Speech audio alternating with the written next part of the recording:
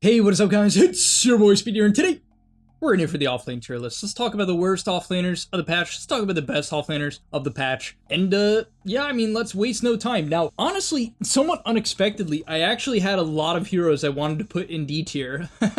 Usually I feel like there's like one hero I truly want to put in like the Pudge tier, or the E tier, just whatever I deem to be the worst tier of the role. But yeah, this time, we got 5 heroes in the D tier, and let's start off. So on top of that, go sign up to the Game League website, guys. I'm posting new content over there almost every day, and I'll see you there. The first one is Brewmaster, which you guys might be surprised to be here. I mean, Team Liquid, who just won PGL Wallachia Season 4, was picking. But honestly, I just think that this hero is bad. On average, it's bad. First of all, it's hard. Right, one of the hardest heroes in the game. You got a micro split, and you got to micro your E, or, you know, use your E. It's actually very difficult, and the payoff isn't there. The biggest thing for me is that the scaling isn't there. If you want to go watch Saberlight Brewmaster and try to copy him, you'll probably have some success if you actually are able to copy him, but that's really hard. It also requires very high tempo gameplay after Radiance, and it's also a vision hero, which I just generally don't think is that useful unless you're above a certain MMR threshold, let's say 7, 8, 9, 10 KMMR. So don't pick Brew. The scaling is terrible. It's very hard to make this hero work post minute 30. And as a result, if the game gets past that, you'll probably find yourself not in the best position. Obviously, this hero can do things like every other hero, but it's just one of the weaker ones. Then we have Mars. Worst stunner in the game. I don't care. I don't care that it's picked in the pro scene. The purpose of this tier list is for your guys' games. I'm trying to give you the best heroes for your games. It's not Mars. Don't pick this hero, go pick a different stun hero. It's not Mars. Talking about stun heroes, Primal Beast, another one, don't pick it. Its laning stage is bad, the execution is hard, similar to Brewmaster. The scaling, actually, you know what I'll say about Beast? If you're a Chad, you can scale on this hero. But you gotta know how to farm, when to farm, how to initiate, what items to buy. It's like way too hard. Then we have Dazzle, an S tier offlaner of recent times, is in the D tier. They nerfed the living heck out of this hero. I'm willing to admit that maybe it's like a C tier hero, but I don't know, they just nerfed it so damn hard that it's like hard for me to believe that it's not D tier. All right, then we have Timbersaw. Lastly, we have Timbersaw in the D tier. It's a Kaya buyer. Now, there is a Kaya buyer in the A tier. Maybe you can think of what it is. There is a Kaya buyer in the A tier, but it's not Timbersaw. Timbersaw, right now, to me, even though it's been buffed quite a few times recently to try to make up for the fact that it was like the worst hero in the game, one of the worst heroes in the game, it's just numbers aren't there. Reactive armor, not there. And if you want to skill reactive armor, it's like you're probably just dying to magic damage. I feel like maybe people need to figure out a way to play this hero with like Vanguard and play high tempo like it used to be, because I personally think that the current idea of just buying Kaya and just farming, it like doesn't work. If you try to max your nukes, you're the squishiest hero in the game. If you try to max your E, you don't deal any damage, because Timbersaw's nukes have been nerfed like 15 billion times over the last year or 2 years. Don't pick Timber. All right, C tier, we have Pango, which is like a bottom 2 win rate hero of the patch. But I don't know, I actually believe that this hero as an offlaner is pretty decent. I think it's a pretty well-rounded laner.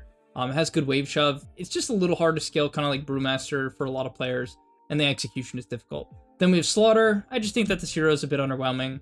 People thought it would be good in the water patch. Like, there's a bunch of rivers in this patch, and it did help the hero, but in general, C tier hero, not a fan. Can't clear waves, hard to scale, hard to farm. You gotta be like a real master. Then we have Brood, nerfed too hard. It was never that good in average pubs in the off lane, especially because at level 1, Brood is just kind of terrible. And so being in the safe lane or the mid lane where you get punished less for that is way better for Brood. So don't like Brood off lane. Brood in the other core roles is 10 times better.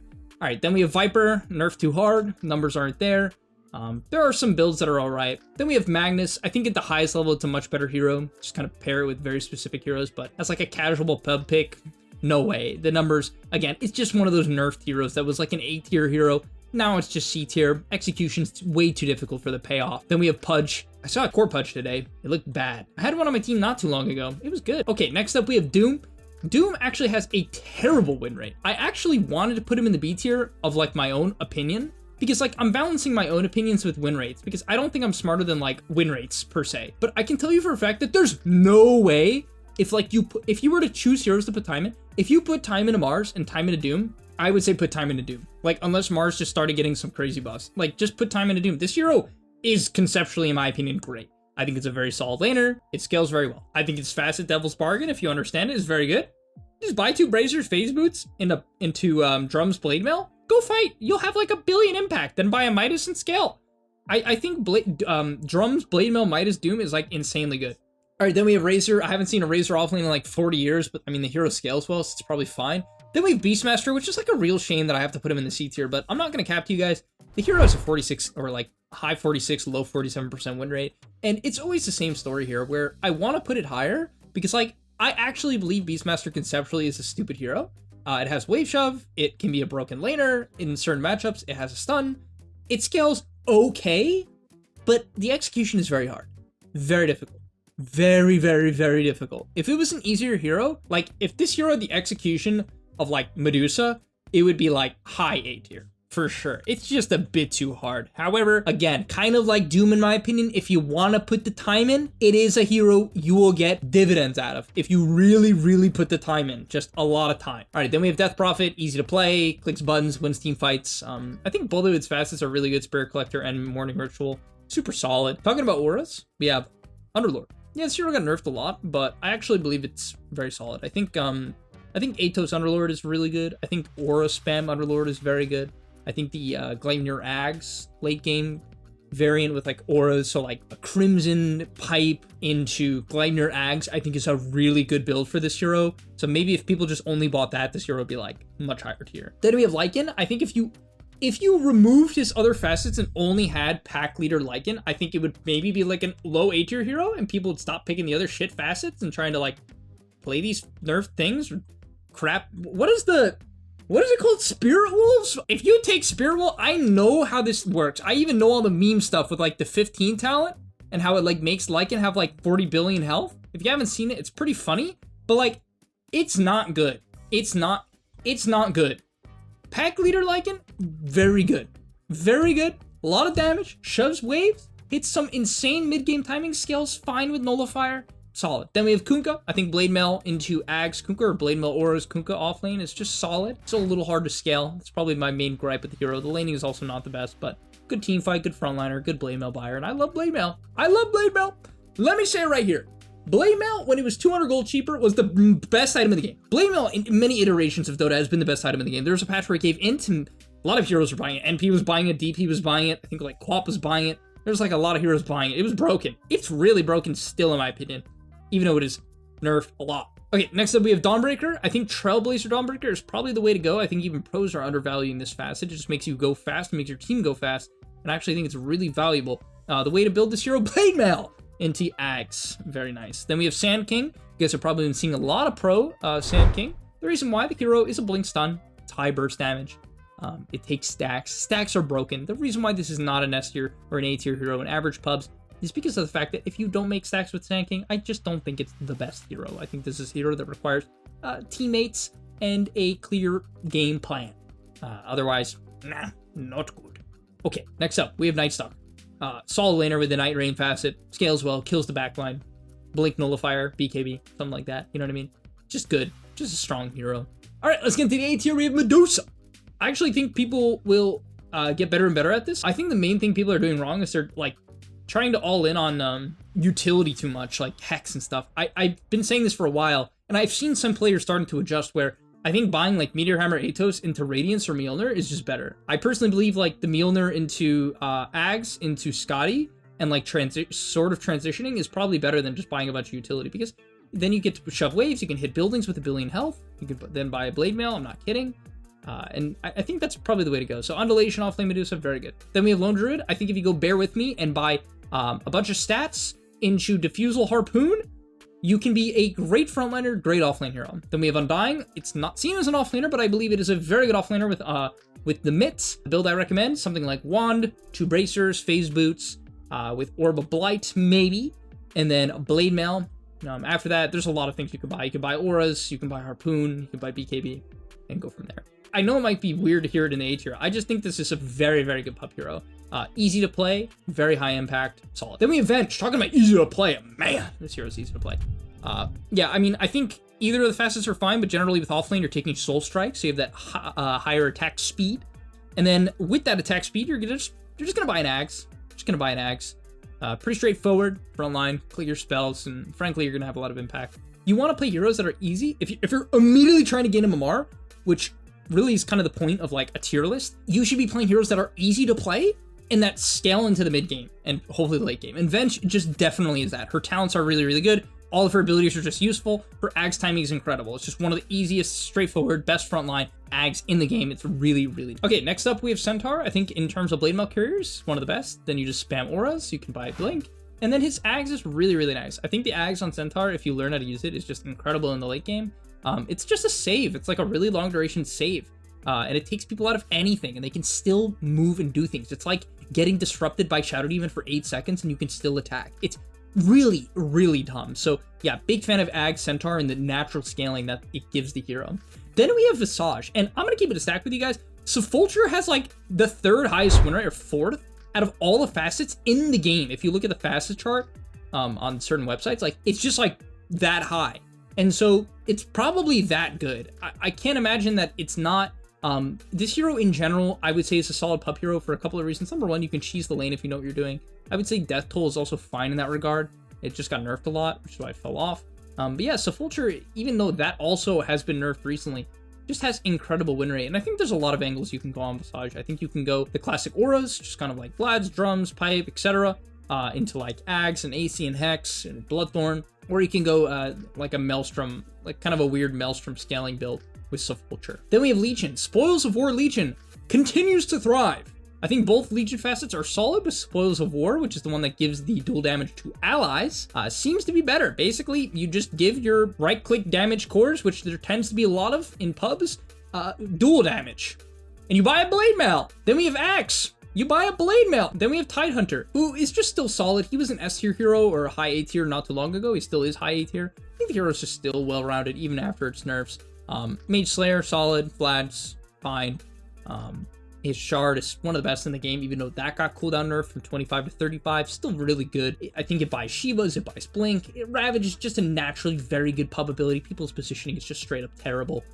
It's a solid laner overall. It doesn't have very many losing matchups. Just very well-rounded. And talking about well-rounded, we have Abaddon. Even after 18,000 nerfs in a row, Abaddon is still at the top of A tier. Why? Mephetic Shroud, you just frontline. The laning stage is very easy. Items. I personally think the best way to go is something like Radiance, and then scaling from there, but you can also buy Blade Mail, you can buy Harpoon, and just play tempo, right? That's totally fine as well. Or you can try to scale with Radiance. And then getting into the mid to late game, you can buy Axe. It's one of the best team utility items in the game. So just easy, straightforward, kind of like Tide. Very few bad laning matchups. Just extremely well-rounded hero, even after all the nerfs. Then finally, we have Bristleback. Specifically, not the Axe variants. Not the Axe variants. Axe variants, low C tier. Snot Rocket auras? Let me tell you why. First of all, Snot Rocket, very good. Makes the Snot go up to 6 stacks. You hit like a truck, and anyone who's hitting who has 6 goose stacks, if you hit someone with 6 goose stacks, they just die. All of your allies just kill people. If you get gone on, the entirety of the enemy team has like -14 armor. You take Roche, you take Torm, you buy a Vanguard. Very strong item in my opinion, even though it's been nerfed like a lot over Dota's history generally. On top of that, you get to turn it into Halberd, which is really nice, and then you buy Blade Mail and your Shard. And I know I'm harping on Blade Mail a lot, I just believe in the item. Then you buy a Shard, and you just run in. Your hero has a billion movement speed, you just run in. If you get gone on, you're gonna reflect 1 billion damage, use your Shard, and the enemy team literally can't move and has 1 billion armor reduction. Then you win the fight, you go take an objective, because your hero hits for 40 billion and has armor reduction. Bristleback just kind of gives your team everything. A front line. It's not a bad laner, especially with Snot Rocket. It's actually, with certain pause forwards, kill heroes, a kill laner. Very good. I considered putting it in S tier. I actually kind of believe it. We won't do that for now. You got to get the items right. Okay, for S tier, Dark Seer, Heart of Battle is actually what you should take. Quick Wit is totally fine as well, but Heart of Battle has better win rate overall. And yeah, this hero's just solid. I'm just going to keep it a stat, guys. It's just a nice hero to have. It fits into basically every draft, which I know is a controversial take because generally it's drafted with melee heroes like Storm and Tiny and Ember, stuff like that, and like Tusk and such, but typically, you know, you'll have a few of those per game. And even if you don't, the hero's just still fine. Vacuum is a good teamfight spell. Wall is a good teamfight spell. Shells will push waves naturally. You know, it's kind of funny. It's like the Wraith King effect. You know how Wraith King on the carry tier list was the highest winner hero? Darkseer kind of has a similar effect where if you just shell creep waves, you're just gonna get more farm than the average player, right? Which is really nice. And then in terms of itemization, I just like auras. Even though, I'm not kidding, auras have been nerfed so much over probably the last few years. I feel like they've been mostly nerfed. It just doesn't matter. They're just good. It's just a team item. You just kind of click it, click vacuum, click your ult, and you're having giga high impact. So yeah, I'm a big auras fan. I think Darkseer is one of the best users in the game. And on top of that, to go more specific on the hero, a couple things. First of all, they buffed Heart of Battle recently. They made it much, much better. The radius is huge. It literally makes you giga fast without boots early on. And even with boots, you go giga fast. It's crazy how much move speed this hero has. And it lets you surge allies because you're already so fast. And then another big thing for me is literally just his innate, Aggrandize. It heals you when you level up. And you might be like, can't be that good. It's really that good. They nerfed, not by a lot, but they nerfed in 7.38b. Doesn't matter. You level up, you heal so much. In team fights, if you happen to level up because your team gets a kill or whatever, you just like giga heal. It's crazy. It makes such a big difference in so many cases because you're leveling up 20 times a game. It just comes into handy when like you're just restoring 10% plus 1.5% of your hero level. So if you're level 10, it's just like a 25% mana HP heal. That's a lot. That's just a lot at level 10. You know what I mean? And it just happens frequently. So it helps people deal with the natural pub issue of bad resource management. So yeah, big fan of Darkseer. All right, getting to the best hero of the offlane. I pranked you guys. It was the top on the safe lane list. It's the top on the offlane list because it has to be. How can it not be Wraith King? What do you buy? Phase boots, drums into blade mail, or phase boots, blade mail into radiance, or phase boots, drums, blade mail into radiance, or radiance. Some variation of these items depending on how fast you do or do not want to play. And yeah, they just buffed the hero a little bit too much. Its talents are stupid. It frontlines. It's easy to play. It scales reasonably well. It has its Ags, which is incredibly good in the late game. Kind of just has a lot of good stuff. It's a pretty damn good laner, especially if you don't pressure it early on before it gets skeletons up, which most people don't. Gotta be the top tier hero. I don't know what else to say. It just is. Clearly, based on win rate. It's not even close. It will get nerfed next patch, for sure. So, yeah, I'll see you guys in the next one. Peace. And that's all, but remember, before you leave, come on, before you tune out, subscribe to the Game Leap website where we are going to help you get to the next rank. If you're stuck, click the link down below, and I'm out. Peace.